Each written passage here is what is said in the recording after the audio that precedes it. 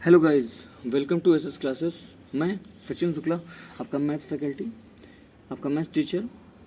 आपको मैथ पढ़ाता हूँ और इजी टू मॉडरेट, मतलब आसान से लेके कठिन तक सारे सवाल।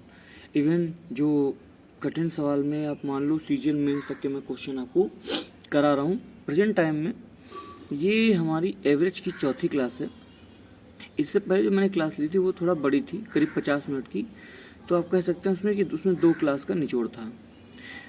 अगर गिनती में की जाती है हमारी चौथी क्लास होगी, कि हमारी तीसरी क्लास होगी। और हम अब चौथी क्लास का मतलब क्या है, देखिए एवरेज जो है, एवरेज को अगर आप किरण पब्लिकेशन उठा के देखें तो करीब 9 से 10 टाइप मिलते हैं। तो आप मान लीजिए कि पर डे कम से कम मैं एक नया टाइप जरूर लेके आता हूँ। ऐसा नहीं केवल वही टाइप क्वेश्चन लाता हूँ, कुछ उसके आसपास के भी लाता हूँ, लेकिन मोस्टली कम से कम 1 यूनिट पर डे में कराने की कोशिश करता हूँ कि किस तरह के सवाल आ सकते हैं। इससे आप अंदाज़ा लगा सकते हैं कि 10 से 11 दिन में मैं पूरा एवरेज ख़त्म कर दूँगा। और आपको मालूम है ये तीसरी हमारी क्लास है और ऐसे देखा तो चौथी क्लास है। तो आज जो क्वेश्चन कराएंगे वो मिले जुले क्वेश्चन हैं और अच्छे क्वेश्चन भी हैं और थोड़े नए हैं क्वेश्चन, और कुछ एक दो पुराने भी। पुराने टाइप इसलिए डाल देता हूँ कि आपको याद बनी हुई है कि नहीं बनी हुई, ठीक है ना। बाकी आप लोग अच्छे हैं पढ़ने, मैं जानता हूँ। और आपका काम क्या है कि मेरे चैनल को लाइक, शेयर और सब्सक्राइब करना, जिससे और लोगों को भी मालूम चले और मुझे भी प्रोत्साहन मिले। अभी तो सब्सक्राइबर बहुत ज़्यादा नहीं है, कम ही है। और मैंने वीडियो कॉल पर चेक किए थे तो करीब मेरा 60वां या 59वां वीडियो है। तो एक कह सकते हैं कि ह्यूज क्वांटिटी में तैयार हो रहा है चैनल मेरा। और मैं कुछ चाहता हूँ कम से कम पूरा एक बार तो मैं कंप्लीट कराऊँ। तो एक बार कंप्लीट होने में करीब 250 से 300 वीडियो मेरे चैनल पे आपको मिलेंगे एक टाइम आने पे। मान लीजिए एक साल में, एक साल में इतना मिलेगा, तो आपके लिए भी अच्छा है, मेरे लिए भी अच्छा है। अच्छा ठीक है, आज आपको पता ही है ये 7वां चैप्टर है हमारा। ऑलमोस्ट ऑलमोस्ट इसलिए बोल रहा हूँ क्योंकि जो एलसीएम एचसीएफ वो मैंने पूरा नहीं करा है, केवल समझाने के पर्पज़ से 2 क्लास ली थी उसकी, छोटे छोटे। आपके साथ तो पूरा उसको इंट्रोड्यूस करा दिया। वो मैंने इसलिए करा था कि उसका यूज बहुत हो रहा था, तो उसे कराना ज़रूरी था। चलिए ठीक है, और शुरू करते हैं। आज की पहले क्वेश्चन को हम लोग देखेंगे एवरेज में। क्वेश्चन पहले पढ़ लेते हैं। कहता है एक नाव में बैठे हुए 5 व्यक्तियों का औसत भार 38 किलोग्राम है। अब कहता है उसी नाव का और उसमें बैठे व्यक्तियों का औसत भार 52 किलोग्राम है। इसे ध्यान दीजिए कि 38 किलोग्राम एवरेज तब है जब उसमें 5 लोग हैं, ठीक है ना। लेकिन नेक्स्ट लाइन में क्या हुआ है, जब एवरेज 52 किलो हुआ है तब जो आपका तब हुआ है जब उसमें कितने लोग, 6 लोग हो गए, 6 लोग हो गए हैं। अच्छा 6 लोग में क्या है, व्यक्ति और नाव, इन दोनों को ऐड किया गया है। यहाँ तक तो कोई डाउट नहीं होना चाहिए। अब सीधी बात है, नाव का भार जो उसमें ऐड कर लोगे आप तो क्या होगा, एवरेज बढ़ जाएगा। इसमें तो कोई डाउट नहीं होना चाहिए। अब सिंपल सा फंडा है, आप चाहो तो ऐसे ही कर लो, चाहे तो जैसे आपकी इच्छा हो। मान लो कि भाई योग क्या निकालोगे यहाँ पे, तो 38 पंजे 190। और जब यहाँ पे योग निकालोगे तो 52 गुणे 6, तो 6 दूनी 12, बचा 1 6 पंजे 30 है 31, 312। अब मुझे पता है कि 5 व्यक्ति यहाँ थे, 5 व्यक्ति ये हैं। इसका मतलब अगर इस योग को मैं इसमें से घटा दूँ तो मुझे नाव का भार मालूम चल जाएगा। देखिए यही क्वेश्चन में कहा था। तो नाव का भार बराबर 312 माइनस 190। जब करते हैं तो 2 में से 0 2, 11 में से 9, 11 में 9 7, और 2 में से 1, सही कर रहा हूँ, 2 312 में से है ना, ठीक है। 2 में से 0 तो 2 आया, और 11 में से 9 2 आएगा, वही तो। और 2 में से 1 122, मतलब 122 किलोग्राम है। अच्छा ऐसे देखता हूँ मैं ज़रा वो वाला तरीका लगा के जो दूसरा वाला था, देखता हूँ कुछ टाइम बचता है नहीं बचता है। मान लीजिए अगर 38 था और 5 व्यक्तियों का, 52 है 6 व्यक्तियों का, तो हम मान लें एवरेज। लेकिन यहाँ पे ओवरऑल एवरेज निकालने का कोई फ़ायदा नहीं है। हाँ इसमें इसको लगाने ऐसा नहीं, एवरेज तो लग जाएगा। अगर कोई कहता, समझिए बात को, इसमें 2 क्वेश्चन बन सकते हैं। अब कर रहे हैं तो करके दिखाता हूँ आपको। इसमें 2 क्वेश्चन बन रहे हैं। एक तो या तो नाव का भार पूछता, यह कहता ओवरऑल इनका एवरेज बताइए, जबकि इसमें ओवरऑल एवरेज दे चुका है। वह कहा नहीं, उसमें बैठे व्यक्तियों का औसत भार 52 किलोग्राम है। तो मुझे नहीं लगता कि इसमें कुछ और मानने की करने की आवश्यकता है। तब भी अगर खुराफात करना चाहें तो हम 50 माने एवरेज इनका। फिर 50 मानोगे तो क्या आएगा, 12 कम है, 12 पंजे 60, माइनस का यहाँ करेंगे 2 ज़्यादा है, 2 छंग 12, तो 60 में से 12 गया, कितना आया आपका 48। और अब कितने लोग हो गए हैं, 6 5 11।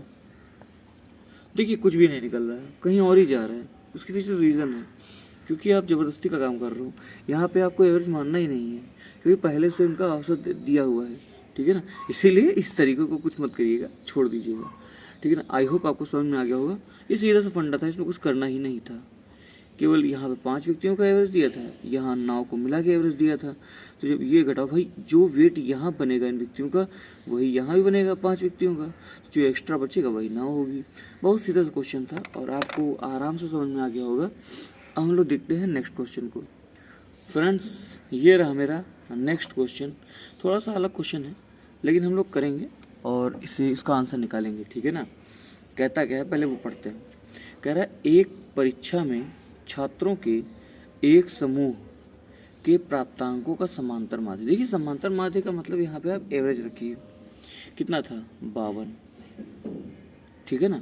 उनमें सबसे अच्छे 20% छात्रों को, उनमें सबसे अच्छे 20% छात्रों को औसतन 80 अंक मिले, ठीक है। और सबसे खराब 25% छात्रों को 31 अंक। तब शेष, सीधी बात है, 20% ये हो गए, 25 ये हो गए, तो कितना 45% हो गया। तो शेष कितने 55% बचे। छात्रों के प्राप्तांकों का औसत क्या था। एक चीज़ ध्यान दीजिए, जब कभी भी ऐसा क्वेश्चन आए तो मैंने आपको बताया था कि अगर आप मानना चाहो ना कि माना छात्र, तो सब परसेंट में दिया है, तो आप ऐसा कुछ नंबर मानो जो काटने पीटने में आसानी रहे। मैं क्या करता हूँ, मैं 100 मान लेता हूँ छात्र। अब सीधी बात है, 100 का 20% कितना होगा, 20 ही होगा। तो जब 20% छात्र की बात करेगा तब देखेंगे कि 20 और योग निकालने के लिए 20 छात्र हुए, तो योग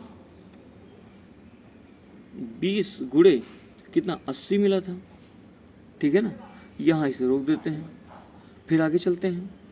फिर जब कितने बच्चे हैं, जो सबसे पुअर वाले हैं 25%, जब इनकी बात करूँगा तो कितने हो जाएंगे छात्र, 25 छात्र हो जाएंगे, क्योंकि 100 का 25% ना, तो 25 गुणे कितना 31। जब इसे आप सॉल्व करोगे तो 25 गुणे 3 करो 750, 25 हाँ 750 और 1 25 775। इसे चाहे ऐसे रखता बढ़िया था, चलो ठीक है कर दिया, कोई बात नहीं, वही ध्यान रखूंगा, अगला भी ध्यान रखूंगा। अच्छा ओवरऑल कितना था, तो ओवरऑल था 100 छात्र थे, है ना। जो 100 छात्र थे तो उनका एवरेज कितना दिया था 52। यहाँ तक क्लियर है। चलिए अब इसे सॉल्व कर लेता हूँ, तो क्या आएगा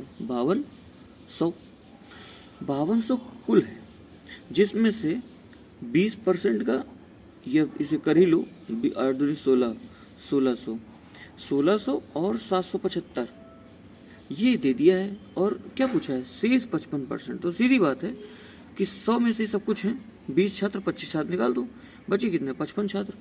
तो जब 55 छात्र का मुझे एवरेज तो मालूम नहीं है, 55 छात्र का एवरेज, तो हम ये कर सकते हैं कि जो पूरा 5200 दिया था उसमें से आपका 1600 और ये 775 जोड़ के घटा दें, है ना। तो इनको जोड़ेंगे तो क्या आएगा, 5 और 7, 7 6 13 बचा 1, 2375।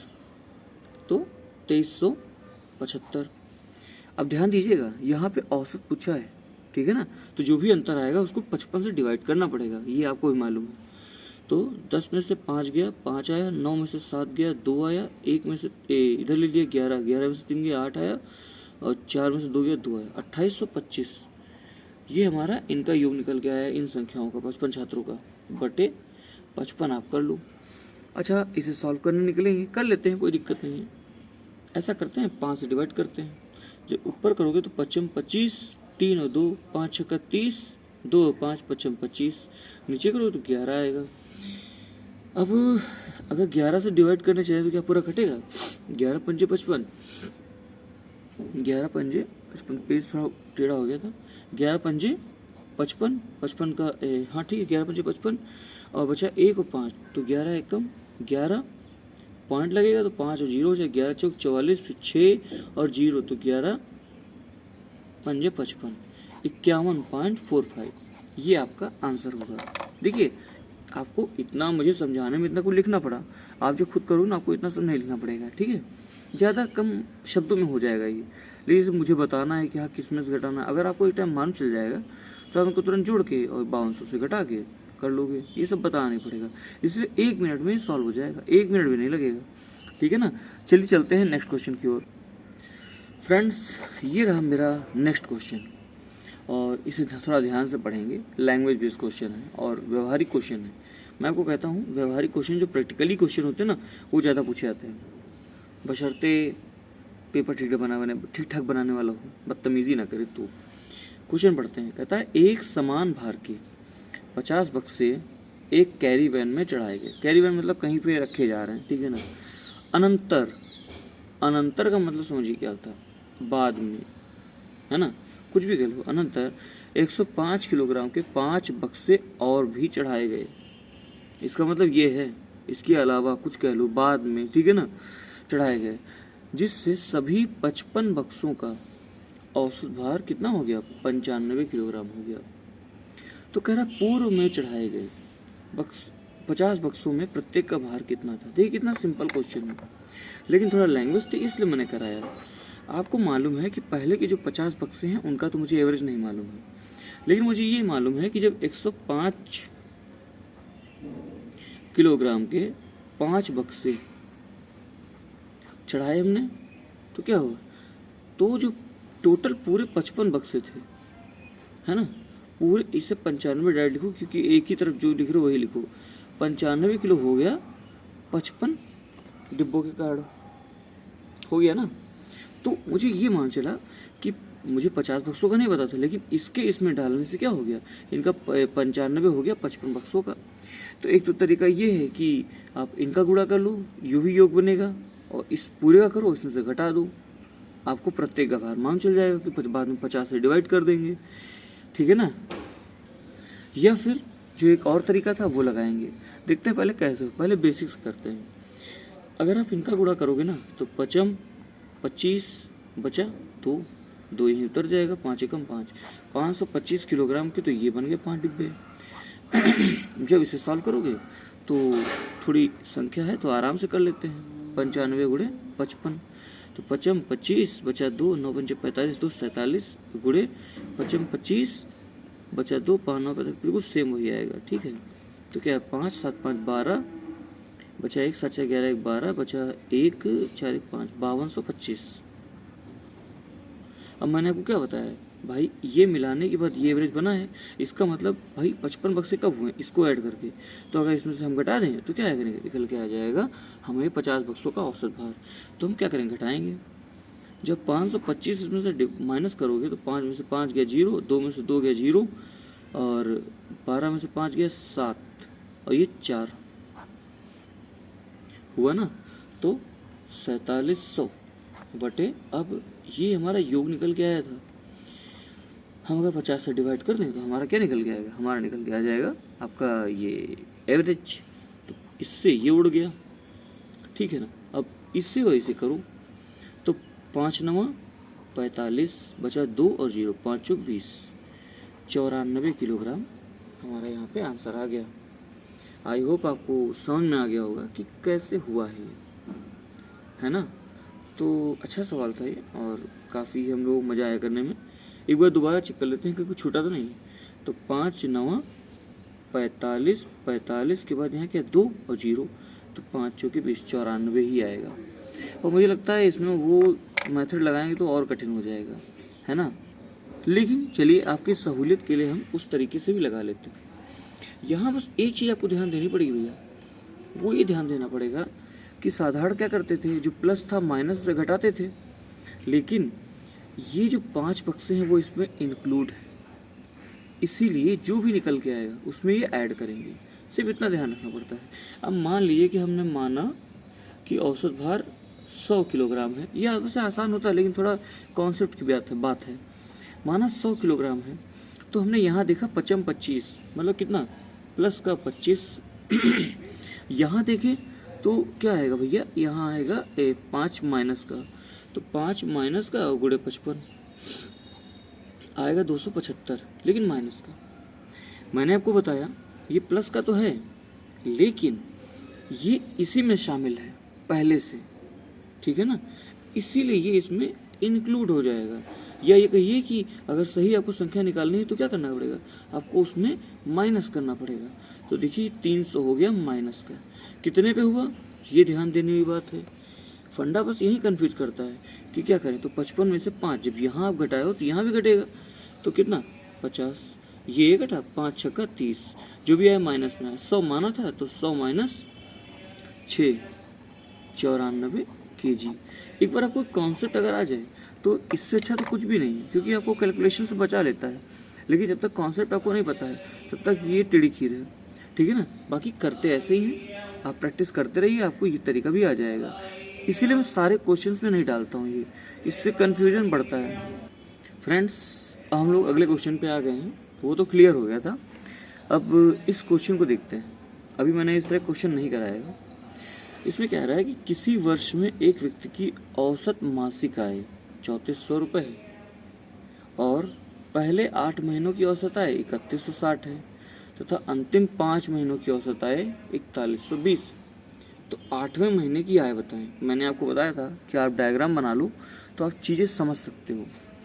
तो हमने देखा कितने महीने होते हैं साल में, 12, 1 2 3 4 5 6 7 8 9 10 11 12, सॉरी यहाँ बनाते हैं 12। इसका जो ओवरऑल एवरेज आया है वो आया है 3400, ठीक है ना। अब हम अगले पेन का इस्तेमाल करते हैं और समझते हैं। कहता है पहले 8 महीने 1 2 3 4 5 6 7 8, यहाँ से इन 8 मंथ्स का कितना आया है 3160 रुपये और अंतिम 5 महीनों का। अब कंफ्यूज करता है कि यार 4 ही महीने बचे हैं, लेकिन अंतिम की बात करूँ ना तो इसको आपको ऐड करना पड़ेगा। तो अंतिम 5 महीनों का कितना है 4120 रुपये, ये 5 महीने का है। अब मुझे मालूम है कि भाई साल में महीने कितने होते हैं, 12 होते हैं। इसका मतलब 8 को 8वें महीने को, देखिए पूछ भी रहा है 8वें महीने की आय बताएं, 8वें महीने को 2 बार जोड़ लिया गया है, बस इतनी बात तो है ना। ठीक है, ऐसा करते हैं कि हम इसका योग निकाल लेते हैं 12 महीने का, है ना, कुल का, और इनका अलग अलग निकाल लेते हैं, ऐड कर लेते हैं। जो भी ऐड हो के आएगा, अब सीधी बात है 12 महीने का इधर है, 13 महीने का इधर है, तो अगर 13 महीने से 12 महीने हम घटा देंगे तो 1 महीना बचेगा ना, वही जो आएगा वही 8वां महीना होगा। होगा नहीं होगा, चलिए हम करके देखते हैं। 8 महीने का यही कर लेते हैं। तो 8 जीरो 0, 8 छंग 48 बचा 4, 8 एकम 8, 8 4 सॉरी 8 जीरो 0, 8 छंग 48 का 8 बचा 4, 8 एकम 8 4 12 बचा 1, 8 3 24 25, 25 280 ये निकल के आया। जब यहाँ करोगे तो देखिए 4120 लिखा है, तो 5 जीरो 0, 5 दूनी 10 बचा 1, 5 एकम 5 1 6, 5 चौक 20, 20,600। इन दोनों को ऐड कर लेते हैं तो क्या आएगा 20,600 बटे 0, 8 6 2 8, 5 और 2 2 4, 45,880 आया। और जब इसे सॉल्व करेंगे तो करके देख लेते हैं भैया। तो ऐसे भी कर सकते हैं कि 34,000, 10 + 2 मैंने लिख लिया 12 को, तो 10 से किया तो 34,000 आ गया, और 2 से किया 34 दूनी 6800, देखिए कितने सारे तरीके होते हैं कैलकुलेशन को आसान बनाने के। 0 0 8 6 4 10 बचा 1 3 1 4 40,800। इसका मतलब जो ये 13 महीने का आया है, इसमें से अगर हम 40,800 घटा दें तो क्या आएगा, हमें आंसर मिल जाएगा।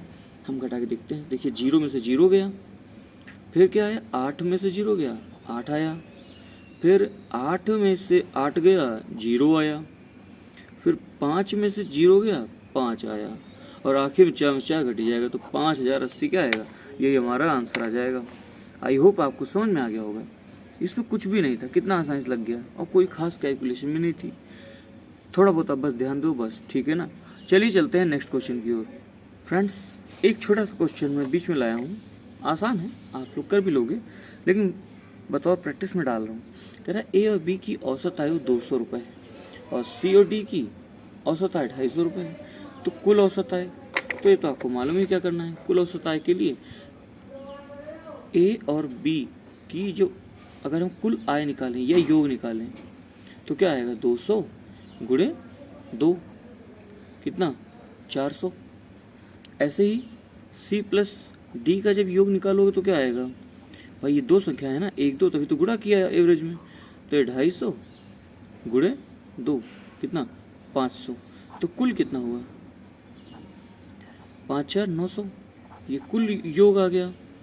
और संख्या तो 2 ऊपर 2 नीचे 4 संख्याएं हैं, हो गया ना। तो आंसर क्या आएगा, अगर कुल औसत हम जानना चाहेंगे तो कुल योग बटे कुल संख्या, तो 900 बटे 4, 900 बटे 4। अब इसे हल कर लेते हैं।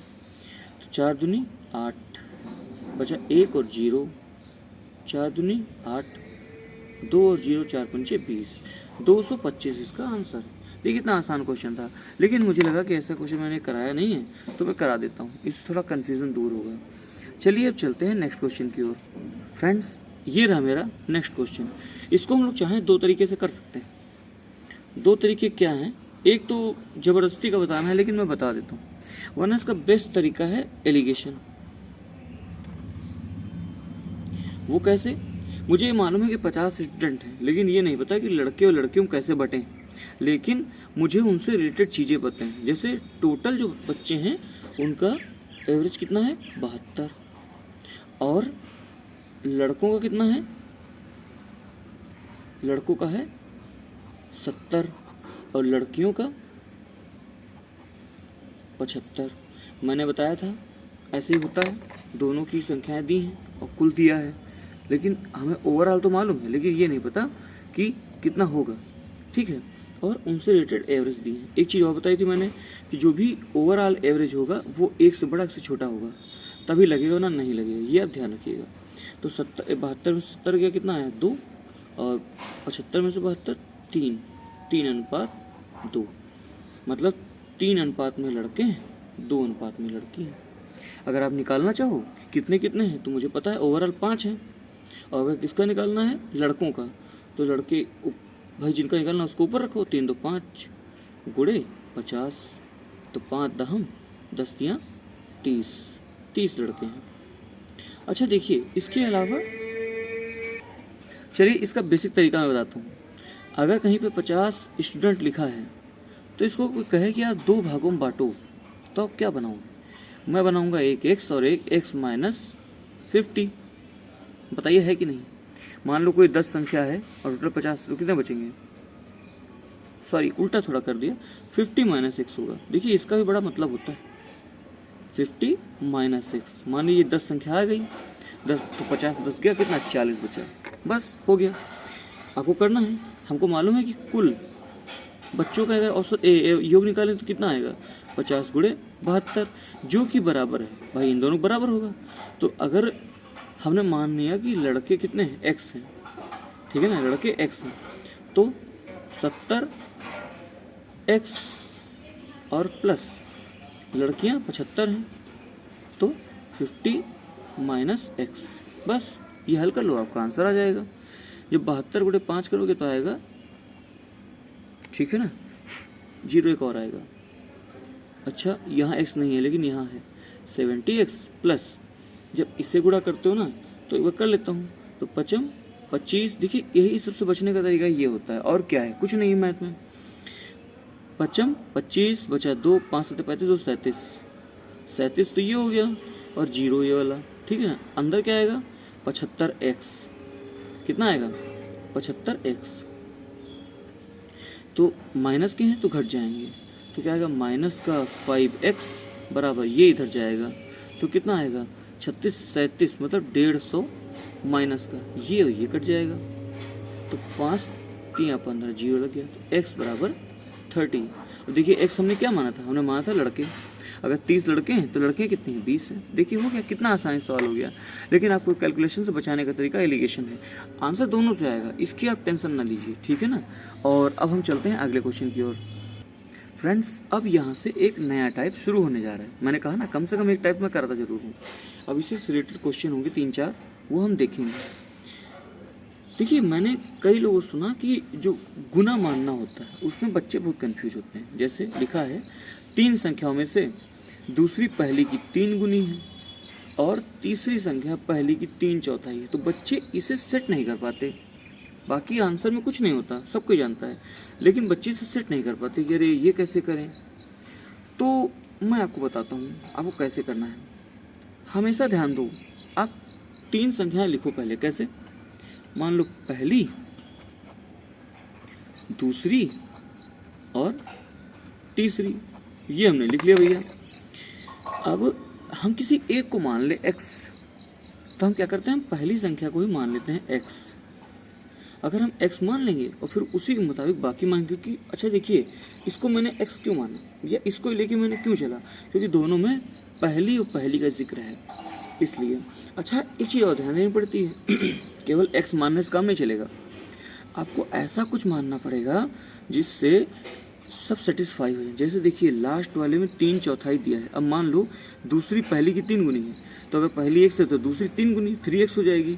लेकिन जो तीसरी मानने जाओगे 3/4, तो ये भिन्न में आ जाएगा, फिर सवाल आपका खराब हो जाएगा। आप कुछ ऐसा मानो जिससे सेटिस्फाई हो जाए। मान लो हम मान लेते हैं 4x, अगर 4x मानोगे तो कहता है दूसरी पहली की 3 गुनी है, तो 4 3 12x, ठीक है।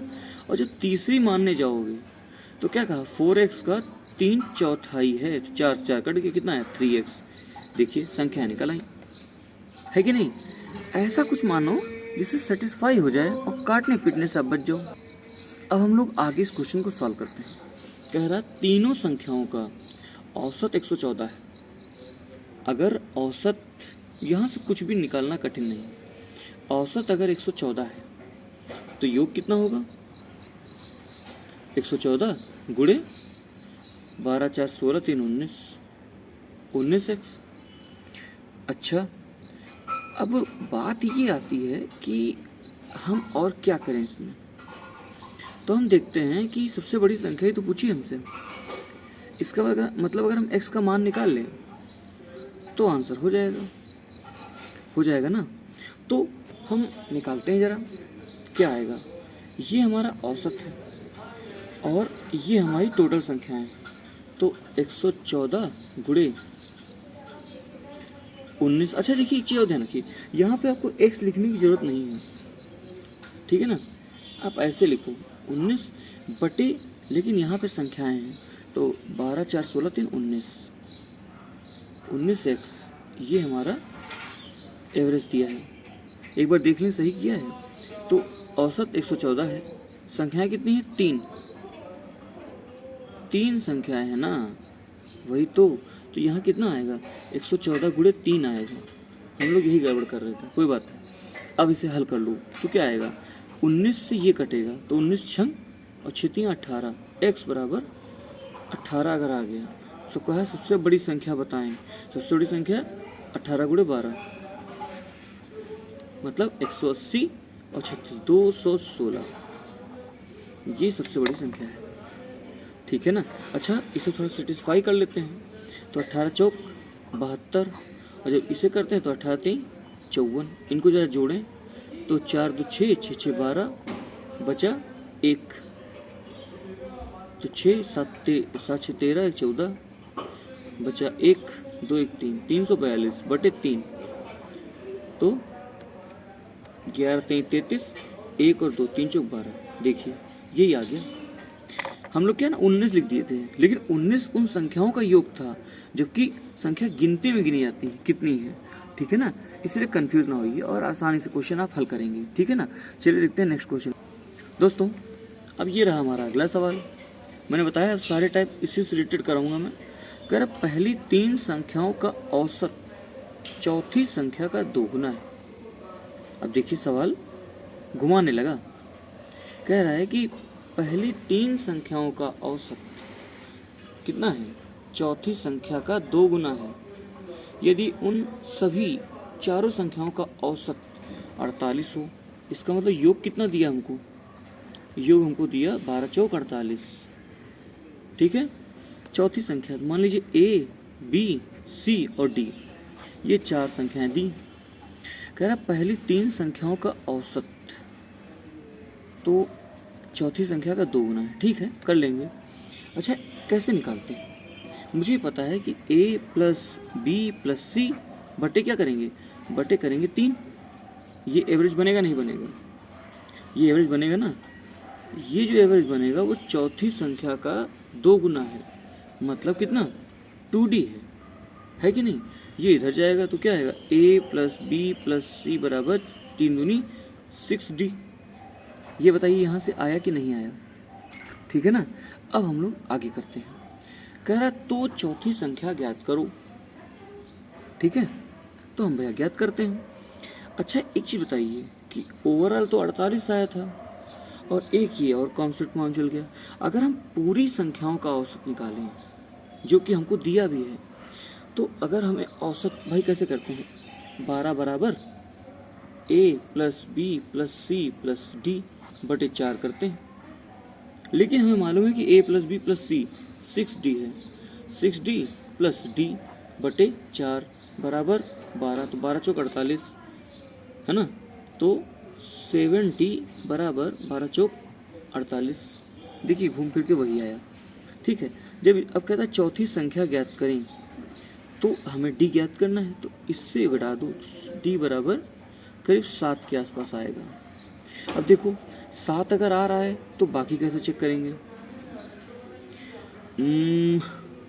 बाकी थोड़ा चेक करना यहाँ पे कठिन है, क्योंकि बाकी कुछ दिया नहीं है, हमने कुछ x माना नहीं था, लेकिन हम d बराबर 7 निकाल सकते हैं, ठीक है ना। और इसी के ऑलमोस्ट आसपास आंसर दिया होगा, ये अच्छी बात है, ठीक है ना। आपको समझ में आ गया होगा। अब हम आगे चलते हैं। फ्रेंड्स ये रहा हमारा सेकेंड लास्ट क्वेश्चन, इसको हल करते हैं। कह रहा 3 संख्या हैं जिसमें दूसरी संख्या पहली संख्या से 2 गुनी है और तीसरी से 3 गुनी है। मैंने क्या बताया, पहले लिखो, पहली दूसरी और तीसरी, ठीक है ना। हमेशा ध्यान दो कौन सा रिपीट हो रहा है। तो कह रहा है दूसरी संख्या पहली संख्या से 2 गुनी है और तीसरी से 3 गुनी, इसका मतलब x जो है वो रिपीट हो रही है। लेकिन अगर हम x मान के चलें दूसरी को, तो बाकी सब तो बटे में चले जाएंगे। तो आप क्या करो कि आप तीसरी से लेके चलो, तीसरी को अगर हम x मान लें या कुछ और सोचो ना, गड़बड़ा जाएगा। अगर हम तीसरी को मान ले x, तो दूसरी क्या हो जाएगी, 3 गुनी है, हो जाएगी 3x। और दूसरी संख्या पहली संख्या से 2 गुनी है, तो ये तो गड़बड़ा जाएगा। देखिए गड़बड़ाता क्या है, बट्टे में आ जाता है। अब बट्टे में आने में कन्फ्यूजन होता है काटने पीटने में, बस यही गड़बड़ाना है और कुछ गड़बड़ाना है। आंसर वैसे भी आएगा, लेकिन हमारा काम क्या है, क्वेश्चन को आसान बनाना। तो आप ऐसा करो, कुछ और मानो। जैसे हम मान लें कि दूसरी संख्या को हम x मान लें, हाँ ये शायद मानना थोड़ा आसान है। देखते हैं, अगर हम पहली संख्या को मान लें x, तो दूसरी संख्या पहली संख्या से 2 गुनी है, तो ये हो जाएगी 2x। और तीसरी से 3 गुनी है। अब देखिए यहाँ भी वही गड़बड़ाएगा। हम फिर कुछ कोशिश करते हैं। हम अगर दूसरी को x माने, अब यही कोई तरीका बचा, ट्राई करते हैं। माने तो जो भी x निकल के आएगा। अब यहाँ पे देखो एक फंडा ये है कि आप यहाँ पे x ना मानो, यहाँ पे मानो आप 6x। जब 6x मानोगे ना, तो क्या होगा, दूसरी संख्या पहली संख्या से 2 गुनी है, मतलब ये कितनी, ये 3x होगी, तब ये 6x होगी। और तीसरी से 3 गुनी है, मतलब ये क्या है, ये 2x होगी। भाई 2 3 6, देखिए बन गया। कोशिश करनी पड़ती है, बन जाता है, ठीक है ना। अब कह रहा तीनों संख्याओं का औसत, 3 संख्या का औसत कितना दिया है, दिया है 44। तो योग 44 गुणे 3, 4 3 12 और 4 3 12, हाँ ठीक, मतलब कितना है 132 आया। चेक करके देख लो, यही आएगा। योग अगर 132 आ रहा है और हमें संख्याएं मालूम है तो हम क्या करते हैं, हमको बड़ी संख्या निकालनी है। तो पहले हम क्या करें, पहले हम ये संख्याएं हल करते हैं। तो 132 बटे 6 2 8 3 11, ये करोगे ना तो क्या आएगा, 11 1 9 11 और यहाँ 2 और 2, 11 दूनी 22, मतलब x बराबर हमको 12 निकल के आ जाएगा। ये कैसे निकलता है मैंने आपको बताया था, ठीक है ना। वही औसत हमें मालूम है कुल सभी संख्याओं का योग, और संख्याएं नीचे दी थी तो x हमें यहाँ से डिनोट हो जाएगा। अब आप रख के देख लो, तो 12 3 36, 12 6 72 और 12 दूनी 24। आप चाहो तो इसे चेक भी कर सकते हो कि सही है कि नहीं, तो कर लेते हैं। 4 2 6, 6 12, बचा 1, 7 3 10, 7 3 10, 2 12 2 1, कितना 13। देखिए 132 आ गया। अब 132 बटे 3 करोगे आपको फिर वही निकल के आएगा 44, इसीलिए सही है, ठीक है ना। अब हम लोग आज के आखिरी क्वेश्चन को हैंडल करने जा रहे हैं, ठीक है ना दोस्तों। ये रहा हमारी क्लास का आखिरी क्वेश्चन और इसे हम लोग हल करते हैं। कह रहा 3 संख्याओं का औसत 77 है। अगर मैं लिखूं तो 3 संख्या का औसत 77, तो योग कितना बना 77 गुणे 3, ये बना। अब आगे सॉल्व करते हैं। कह रहा पहली संख्या दूसरी संख्या के दुगुनी और दूसरी संख्या तीसरी की दुगुनी, तो क्या करोगे, संख्या बनाओ भैया। देखिए मेन काम इसमें यही है, पहली दूसरी और तीसरी हमने बना लिया। तो हम देखते हैं क्या लेके चलें। पहली संख्या दूसरी संख्या की दुगुनी और दूसरी संख्या तीसरी की दुगुनी। अच्छा ये इसमें हर चीज़ रिपीट हुई है। कोई एक को अगर मान ले, पहले मान लो पहली संख्या दूसरी संख्या की दुगुनी है, मतलब 2x, तो ये x भाई, दूसरी संख्या अगर x है तो पहली संख्या दूसरी की दुगुनी 2x, और दूसरी संख्या तीसरी की दोगुनी है। अच्छा या तो भाई यहाँ x/2 लिखें वरना कुछ चेंज करें। तो हम ऐसा करते हैं भैया कि दुगुनी की बात कर रहे हैं तीसरी की, तो हम यहाँ ले लेते हैं, अगर हम 3x ले लें, तीसरी में 3x ले लें, ये कितना हो, ये हो जाएगा 6x। तो इसके मुताबिक जो पहली संख्या है वो कितनी हो जाएगी, तो हो जाएगी 6 दूनी 12, 12x, मतलब कितना 12x, ये 6x और ये 3x। देखिए कितना आसान बन गया। इन संख्याओं का जब जोड़ोगे तो कितना आएगा, 12 6 3 21x आएगा। और ये हमें दिया है योग, तो सीधी बात है, मैंने आपको बताया 77 गुणे 3 बराबर 21x। तो हल कर लो इसे, तो 3 7 11, 11 आएगा, x बराबर 11 आएगा। तो जब इसे करोगे तो 12 गुणे 11 132, 11 6 66 और 11 3 33। ये सभी संख्याएं हैं। पहली संख्या पूछी है तो पहली हमने क्या 132 आएगी। इसे एक बार चेक कर लेते हैं। तो 6 3 9, तो 11, बचा 1, 3 6 3 9 1 10 3 13, बचा 1, तो कितना आएगा 1 1 2। सही किया है। अच्छा हाँ, मैंने इसे कैलकुलेट नहीं किया था, वही निकल के आएगा 231, ठीक है ना। इसका मतलब ये सही है। आप कमेंट बॉक्स में बताइए आपको आज का वीडियो कैसा लगा। और ये आखिरी वाला भी देखिए सारे आसान थे, थोड़ा सा कॉन्सेप्ट समझना था, हल कर लेते। जब औसत करते हैं तो कितनी संख्या हैं उनको उससे गुणा कर लेते हैं, वो हमारा योग निकल आता है। फिर जब डिवाइड करने जाते हैं तो डिवाइड में क्या करते हैं, कुल संख्याएं लेते हैं। तो लेने का तरीका ये है कि आपको इनको ऐड करके रखना पड़ेगा, और ऊपर वाले में ऐड नहीं करते हैं, केवल गिनती रख लेते हैं। अगर आप खुद सोचो कि अगर ऊपर भी सेम हो जाए नीचे भी सेम हो जाए, को निकल के आएगा, नहीं आएगा, क्योंकि वहाँ पे एवरेज पहले से दे रखा है। इसीलिए ऊपर हम रखेंगे संख्याओं से और नीचे रखेंगे जो x माना है, तो उनको जोड़ना पड़ेगा ना, तो हम जोड़ लेते हैं। आई होप आपको आज का वीडियो समझ में आया होगा। मेरे चैनल को लाइक शेयर और सब्सक्राइब करिए और देखते रहिए। अब मैं धीरे धीरे आपको और इजी टू मॉडरेट की तरफ लेके जा रहा हूँ। धीरे धीरे और कठिन होते जाएंगे प्रश्न, कुल मिला के पूरा कराऊंगा, ठीक है ना। चलिए आज के लिए इतना ही है, और बाय क्लास, अपना ध्यान रखिए और मेरे चैनल को लाइक शेयर और सब्सक्राइब करते रहिए। Bye class.